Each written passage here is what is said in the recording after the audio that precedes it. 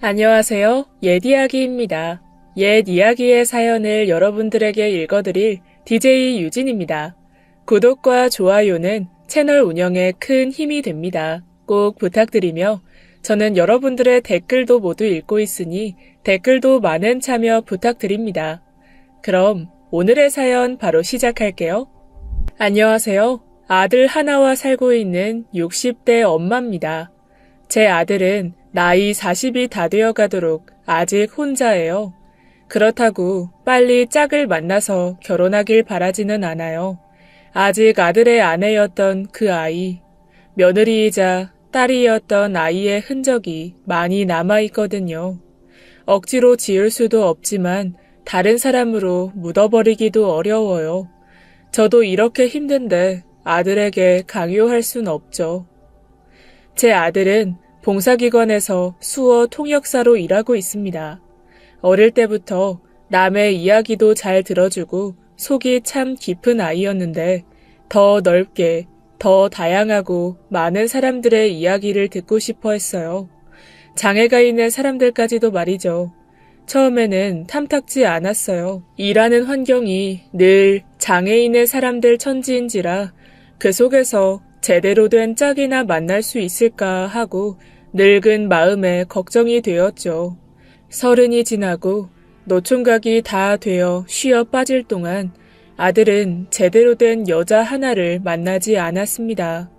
그러나 어느 날부터인가 아들이 출근할 때 향기가 나기 시작하고 아침에 출근 전에 거울을 보는 시간이 늘었어요. 단번에 누군가 생겼음을 짐작할 수 있었죠. 그리고 누구를 만나는지 물어볼 때쯤 여자를 데리고 왔습니다. 제가 사람을 볼 때 까다롭거나 많이 따지는 편이 아님에도 불구하고 며느리는 첫눈에 호감이 가는 인상은 아니었어요. 무슨 말만 하면 꿈틀대는 눈썹하며 상대가 이야기할 때 얼굴을 들이밀다시피 하고 인상을 쓰거나 표정이 안 좋았습니다. 게다가 말투도 우물우물 하는데 목소리는 어찌나 크던지 기차 화통을 삶아먹은 건가 싶었죠. 대화가 잘 이어지지 않았고 중간중간 아들이 한 번씩 제게 더 말해주곤 했습니다. 하필 저런 모자라 보이는 여자를 데리고 왔을까 하고 아들이 이해가 가지 않았어요. 그래서 차를 내오겠다고 둘러댄 후 아들을 몰래 불렀습니다. 애야, 어디서 저런 여자를 데리고 왔어? 어른이랑 있는데 표정도 불량하고 말도 기분 나쁘게 틱틱. 내 말도 잘 못 알아들어서 몇 번씩이나 말하게 하고 결혼까지 생각하는 건 아니지? 난 별로 마음에 안 든다 얘. 결혼 생각 없는데 집까지 누가 데려와. 난 빠르면 다음 달 안에 했으면 해. 하루라도 빨리 결혼해서 내가 지켜주고 싶어. 너무 안 좋게만 보지 말아줘 엄마. 얼마나 착한 사람인데. 게다가 엄마랑 성격도 꼭 닮았어. 도대체가 어느 구석이 저와 닮았는진 모르겠지만 더는 아들을 설득시킬 순 없었습니다. 그렇게 환하게 웃으면서 제게 없는 애교를 부려가며 떼를 쓴 적이 단 한 번도 없었거든요. 안 그래도 마음에 안 드는데 며느리는 조실 부모의 고아원 출신이었습니다. 부모가 없었어요.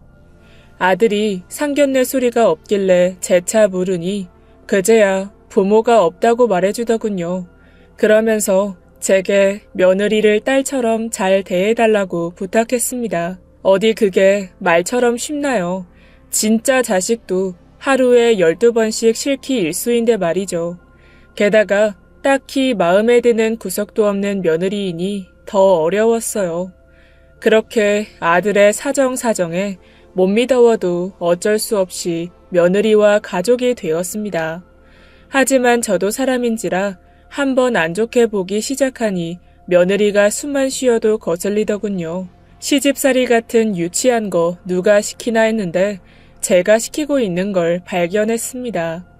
딴에는 제게 잘 보이려고 아침상도 차리고 선물도 주는데 그렇게 신경 쓰는 게 더 짜증이 나는 겁니다. 그래서 마음에도 없는 소리를 많이 했어요. 아가, 넌 내가 이런 색깔 옷 입는 거 본 적 있니? 이럴 거면 아예 선물을 말거라. 괜히 쓰레기만 되잖아. 그리고 아침상 차릴 때 그렇게 하면 어떻게 하니?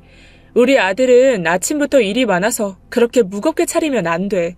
고기 같은 거 말고 가벼운 콩나물국이나 건 반찬으로 차려라. 넌 그렇게도 모르니?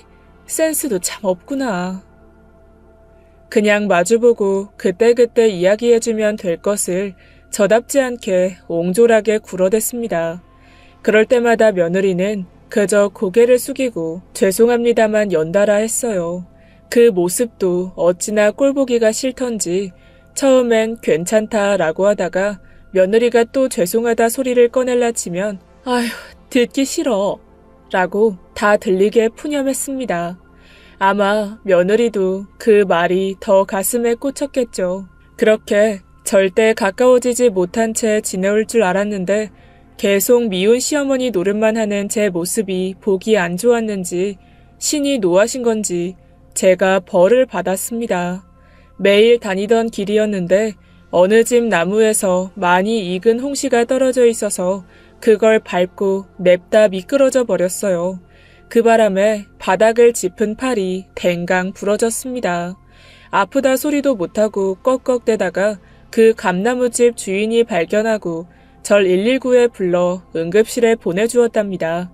얼마나 재수없다 느꼈으면 집에 가만히 있던 며느리 탓을 하게 되더라고요. 집에 사람이 잘못 들어와서 안 좋은 일이 생긴 거라면서 말이죠. 제가 꼼짝없이 팔을 못 쓰게 되자 아들은 며느리에게 더 신신당부를 했습니다. 여보, 미안한데 엄마가 팔이 많이 불편하시니 당신이 신경 좀 써줘요. 난 퇴근하고 와서나 봐드릴 수 있을 것 같네.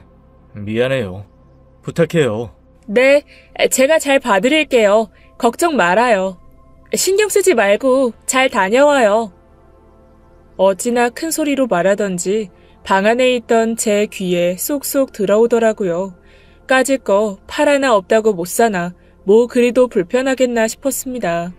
그런데 조물주가 팔 2개, 다리 2개씩 만들어 놓은 이유가 있더라고요. 별거 아닌 세수 하나 하기에도 어찌나 불편한지 화딱지가 나서 뿌리듯이 세수를 했는데 그 덕에 옷도 갈아입어야 하고 불편한 게 한두 가지가 아니었습니다. 제가 계속해서 바보짓을 하니 며느리가 조심스럽게 다가와서는 수건을 적셔서 제 얼굴을 닦아주더군요. 꼭 어린아이 대하듯이 말입니다. 전 그 수건을 낚아채서는 별거 아니라는 듯이 며느리의 손길을 뿌리치고 방으로 들어가 버렸어요. 그렇게 며칠은 괜찮았습니다. 그런데 5일 정도 지나고 나니 몸에서 썩은 내가 나는데 같이 밥 먹던 아들이 이상한 냄새가 난다면서 바로 저를 바라보는 겁니다. 그리고는 며느리에게 어머니를 꼭 씻겨달라고 부탁했어요. 전 너무 치욕스럽고 불편해서 한사코 거절했지만 저에게 늘 어려워만 하던 며느리는 처음으로 단호했어요. 어머니, 괜찮아요.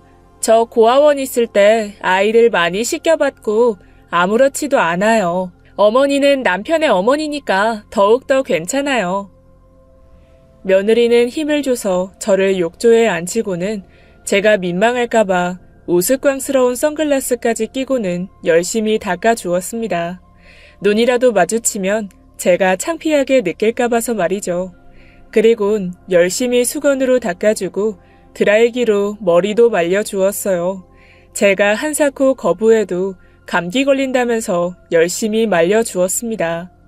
그리곤 집안일을 이어서 하는데 어찌나 손이 빠르던지 전에는 관심이 없어서 잘 몰랐는데 거실에 앉아 며느리를 물끄러미 바라보니 한두 번 해본 솜씨가 아니더라고요. 빨랫대에 산더미 같은 옷들도 척척 개키고 쌓여있던 설거지에 저를 씻기고 나온 욕실까지도 며느리가 지나가면 금세 깨끗해졌습니다. 꼭 가제트 만능팔 같았어요. 그 와중에 목욕해서 노곤했는지 저는 소파에 기대어 스르르 잠이 들어 버렸습니다. 얼마나 지났을까? 좋은 향기가 나고 노랫소리가 들려 천천히 눈을 떴는데 며느리가 저를 눕히고는 그 바로 옆에 누워서 저를 보며 흥얼거리고 있더라고요. 아직 끝이 덜 마른 제 머리카락을 매만지면서 말이에요. 꿈에 돌아가신 친정엄마가 보였는데 그게 아니라 며느리였더라고요. 제가 놀라서 눈을 크게 뜨자 며느리는 절 보면서 잘 주무셨냐는 말뿐이었습니다. 그리곤 기다렸다는 듯이 상을 차리고는 절 불렀어요. 남편이 어머니께서 삼계탕을 제일 좋아하신다길래 장 받았어요. 지금 막 삶은 거라 맛있을 거예요. 어서 드세요. 제가 잠든 새 언제 시장까지 다녀온 건지 상을 떡하니 차려두었는데 이상하게 눈물이 나더라고요. 꼭 제가 6살 아이가 된 느낌이었어요. 어머니가 씻겨주고 잠에 들고 또 잠에서 깨서 내가 좋아하는 밥을 먹고 얼마 만에 느껴보는 포근한 느낌인지 저도 모르게 주책맞게도 눈물이 흘렀죠. 연유를 모르는 며느리는 또 자기가 뭐라도 잘못한 줄 알고 안절부절 못하더라고요. 연신 잘못했어요. 죄송합니다를 외치길래 그런 며느리에게 아니라고 그저 고맙다고 했어요. 엄마 생각이 났다면서 말이죠. 그러자 며느리는 제게 닭다리 하나를 뜯어주면서 부럽다고 했습니다. 며느리는 그런 생각이 날 엄마 얼굴도 모른다고 말이죠. 그러면서 저는 행복한 사람이라면서 절 달래주었습니다. 인상도 안 좋고 말투도 이상하고 목소리만 큰 줄 알았는데 속이 참 깊더라고요. 괜히 지난날의 저의 횡포가 미안해질 정도였습니다. 식사를 마치고 아들을 기다리면서 며느리와 텔레비전을 보고 있는데 툭 하고는 며느리 머리가 제 어깨로 떨어졌어요. 오늘 하루 종일 저 씻기고 비위 맞추느라 진이 다 빠졌는지 꾸벅꾸벅 졸더라고요. 그래서 마저 누이고는 이불을 덮어주려는데 며느리의 귓가에 파란색 보석 같은 게 반짝이는 거예요. 큰 액세서리를 하는가 싶어 머리카락을 들추니 보청기였습니다. 전혀 모르고 있었어요. 아들이 알려주지도 않고 귀가 어두울 거라는 생각을 전혀 못했으니 말이에요. 마침 아들이 퇴근하고 들어왔고 속삭이며 방 안으로 아들을 불렀습니다. 며느리 귀가 안 좋은 거냐, 어떻게 된 거냐며 설명을 좀 해보라고 말이죠. 그랬더니 아들은 당황한 듯이 말을 못 꺼내다가 저 사람 한쪽 귀는 아예 안 들리고 보청기 낀 쪽은 미세하게 들려. 원래는 나랑 말할 때 수화로만 해. 엄마한테는 미리 말 못해서 미안. 안 그래도 저 사람 안 좋게 보는데 장애까지 있다고 하면 더 안 좋게 볼까봐 그랬어. 속여서 미안해. 그런데 나 하나도 안 불편해. 오히려 저 사람이 제일 불편하겠지. 엄마한테 안 들키려고 애쓰기도 하고 엄마가 하는 말 거의 못 알아들을 거야. 눈치로 맞추거나 입모양 보고 아는데 그냥 모른 척 해줘. 놀랐습니다. 말투가 조금 어눌하다고 느끼긴 했지만 그건 그저 태도가 안 좋은 거고 제 말을 가끔 무시하길래 그저 못 배워서 고아원 출신이라서 그런 줄만 알았거든요. 그리고 제가 무슨 말만 하면 눈에 쌍심지를 켜고는 가까이 다가오길래 뭐가 그렇게 기분이 나쁜 건가 내 말이 거슬리나 하고는 많이 언짢았었는데 그게 다 잘 들으려고 애썼던 거였어요. 제가 한참 나쁜 사람이 된 것 같아 마음이 더욱 안 좋았습니다. 그간의 특이했던 며느리의 행동들이 죄다 장애에서 비롯된 거였어요. 너무나 미안해졌습니다. 아들은 소파에서 잠든 며느리를 침대로 옮겨두고 씻으러 들어갔고 저는 아이들 방으로 다시 들어가 잠든 며느리를 보았어요. 다시 보이더라고요. 매서워 보이던 눈이 이렇게나 길고 이쁜 눈이었는지 찡그리던 눈썹이 어찌나 숱도 많고 가지런한지 늘 크게 벌려 소리치던 입은 피곤해서는 다 터져 있는데 얼마나 지 속도 답답해 터졌을지 말이죠. 그리고 귀에 걸린 보청기, 그것을 조심스레 떼어 협탁에 올려두었습니다. 집에 있는데 치렁치렁 머리 풀고 다닌다고 귀신 같다고 한 소리 했었는데 보청기 가리려고 그랬구나 하며 내려온 머리칼을 쓸어 올려주었습니다. 그렇게나 잘못 봐온 인상들이 다 저의 선입견에서 느껴진 것이니 잠든 며느리의 귓가에 미안하다 라고 해주고는 나왔어요. 그 뒤로 저는 아들이 시킨 대로 며느리에게는 내색하지 않았습니다. 그저 이전보다는 며느리에게 짜증을 내거나 화내는 일이 없었죠. 되려 잘해주니 며느리가 의아해 하더라고요. 그러던 어느 날 며느리와 같이 동네 시장에 가는데 이것저것 야채들을 사다가 단골 생선가게 앞에 섰어요. 생선가게 아주머니께서는 제 등을 툭툭 치며 말했습니다. 아이고, 맨날 혼자 오시더니 웬일로 따님이랑 오셨대? 아주 판박이네, 판박이야. 이렇게 예쁜 딸 감추고 왜 이제까지 같이 안 왔었어? 바빠서? 자세히 보니까 더 닮았네. 목선하며 눈썹까지 이쁜 구석만 닮았네. 전 어리둥절해했지만 며느리는 기분이 좋은 듯 보였어요. 그러면서 제게 엄마라고 부르더라고요. 엄마, 고등어도 살까? 몇 마리 살까? 하며 없는 넉살을 다 떨면서 말이에요. 전에 아들이 저와 며느리가 꽤 닮았다고 했는데 정말 그런가 보다 했습니다. 그래서 며느리에게 이제 엄마라고 부를래? 라고 했어요. 같이 시장 돌아다니다 보니 딸이랑 다니는 엄마들이 많더라고요. 내심 부럽기도 했고 엄마 하면서 다니는데 좋아 보이기도 했고요. 그러자 며느리는 기다렸다는 듯이 바로 엄마라고 했습니다. 그날 엄마 소리 1000번은 넘게 들었던 것 같아요. 시장을 누비면서 엄마 이거는, 엄마 저거는 하고 돌아다녔죠. 더 신기했던 건 시장분들이 며느리가 정말 제 딸인 줄 아시더라고요. 저는 싫은 척 하면서도 내심 그 소리가 듣기 좋았습니다. 그렇게 제게 엄마 거리던 며느리가 정말 엄마가 되었습니다. 밥 먹을 때 가리는 것 없이 잘 먹는 아이인데 제가 끓여준 청국장을 한술 뜨자마자 마구 헛구역질을 했어요. 며느리는 놀라서 저와 아들에게 식사 자리에서 미안하다라고 했지만 전 단박에 알았죠.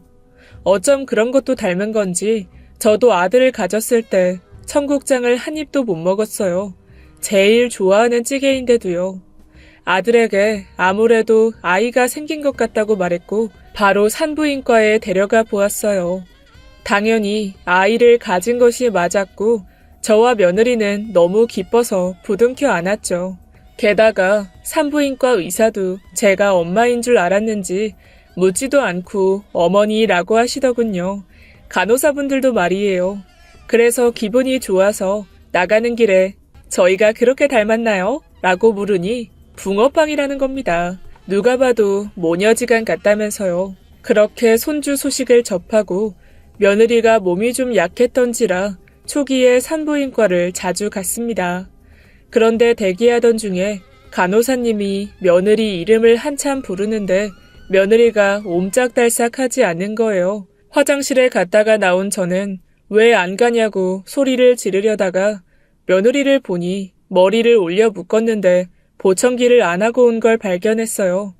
그래서 조용히 다가가 며느리를 세우고는 간호사를 따라 들어갔습니다.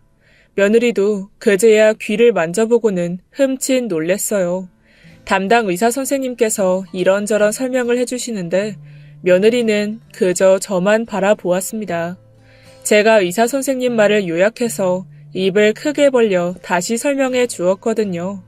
그러다가 마지막으로 의사 선생님께서 이제 안심해도 됩니다 라시길래 제가 수화로 아가 이제 안심해도 된대. 선생님이 산부인과 자주 안 와도 된대. 잘됐다 그지?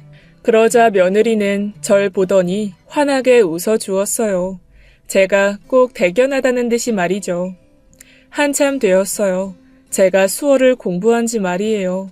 아무렴 아들이 수화 통역사인데 엄마가 돼서 어느 정도는 알고 있어야 되겠다 싶었거든요. 게다가 며느리까지 수화가 필요하니 당연한 거였어요. 제 어색한 수화에 며느리는 병원을 나설 때까지 웃었습니다. 잘한다면서 엄지를 내밀었죠. 더 열심히 배워야겠다는 생각이 들었어요. 이제 아이가 태어나면 적어도 아이가 말이 트임과 동시에 수어까지 알아야 며느리와의 소통이 잘 될 것 같았거든요. 가끔씩은 아들에게 물어물어 공부했습니다. 그리고 며느리 배가 조금씩 더 불러오면서 많이 힘들어 하더라고요. 허리 통증이 너무 심해서 새벽에 한 번씩 깨서는 끙끙 앓는 소리가 들렸어요. 그럴 때마다 저도 자다가 나와서는 소파에 쭈그려 앉아있는 며느리 허리를 어루어 만져주었습니다. 들리지 않을 테지만 내 손은 약손, 내 딸 배는 똥배 라고 읊조리면서 말이에요. 그럴 때면 조금이나마 며느리는 덜 아파했고 저에게 기대어서 엄마 엄마 하고는 잠꼬대를 하고 웅크린 채 잠이 들곤 했습니다. 그럴 때면 이상하게도 한쪽 가슴이 뭉클하곤 했어요. 꼭 며느리 엄마가 살아있다면 나와 같은 느낌이겠다 싶게 말이죠. 그 엄마 소리가 어찌나 서글프게 들리는지 말입니다. 그렇게 힘들게 잠들기를 여러 차례 반복하다 손주가 태어났어요. 며느리와 꼭 빼닮은 딸아이였죠. 어찌나 순하던지 잘 울지도 않는 아이였어요. 참 애보기 수월하겠다 싶었는데 어느 날은 제가 외출하고 집에 들어오는데 심하게 아기 우는 소리가 나더라고요. 그리고 그 옆에는 며느리가 아이를 꼬집고 있는 거예요. 전 놀라서 뭐 하는 거냐며 며느리 손을 잡았고 며느리는 울면서 제게 말했습니다. 엄마, 얘가 안 울어. 안 울어도 너무 안 울어. 말을 못하게 되면 어떻게 하지? 나처럼 귀가 안 들리면 어떡해? 바로 옆 협탁을 보니 며느리의 보청기가 올려져 있었어요. 빼뒀는지도 모르고 아이가 계속 울지 않는다고 생각한 것 같더라고요. 아들이 그랬었습니다. 장애를 가진 부모들은 자신들의 아이도 장애를 안고 태어날까봐 불안해한다고 말입니다. 그럴까봐 아이 낳고 이런저런 검사를 다 했어요. 다행히 유전되지도 않았고 별 문제도 없다고 했고 말이죠. 그럼에도 며느리는 불안해 보였어요. 아니야, 우리 손주는 안 들리고 벙어리 아니고 효녀야. 엄마 힘들까봐 순하고 울지도 않고 완전 순둥이라 그렇다니까. 보청기 끼고 걱정하지 말어. 나중에 내가 다 잃은다. 엄마가 맨날 꼬집었다고 울라고 때리고 그랬다고. 얘만한 효녀가 어딨어. 그렇지 내 새끼. 전 아무렇지 않다는 듯이 손녀를 안아 올렸고 며느리는 그저 한숨만 크게 쉬었습니다. 마음은 100번 이해가 갔어요. 아기 울음소리가 안 들렸으니 오죽했으면 그랬겠습니까.